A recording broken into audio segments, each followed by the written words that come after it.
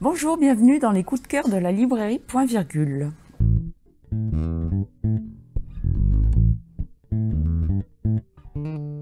Pour commencer, je vous présente le livre de Victoria Mas, Le bal des folles.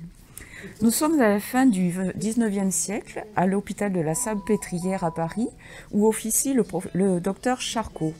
Cet hôpital accueille des femmes jugées folles.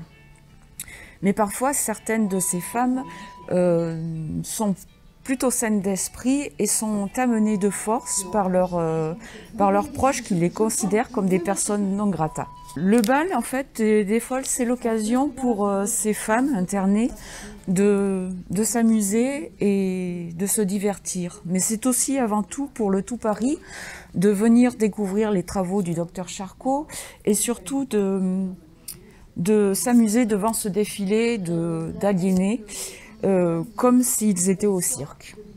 Ce livre, en fait, nous interroge sur les conditions de la femme à la fin au XIXe siècle, et c'est un roman vraiment captivant à dévorer. Le second ouvrage, c'est Telmet de Fiona Mosley. Alors là, nous sommes dans le Yorkshire, et nous allons rencontrer Daniel qui vit avec son père et sa sœur au milieu de la forêt. Ils ont décidé d'y construire leur propre maison et aspirent à la tranquillité. Mais c'est bien sûr sans compter sur le propriétaire terrien des lieux, Mr. Price, qui est un homme assez impitoyable. Ce roman est à la fois émouvant et inquiétant. Il vous happe jusqu'au dénouement final.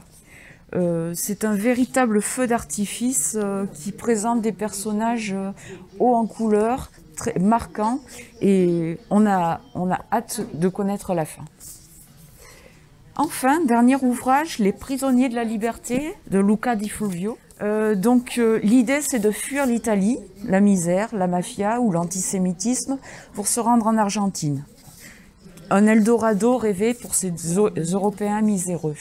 Mais ce rêve de meilleur des mondes n'est-elle pas une utopie pour ces Européens?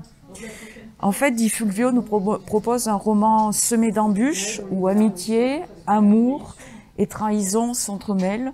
C'est un roman puzzle qui nous enchante vraiment à lire fortement.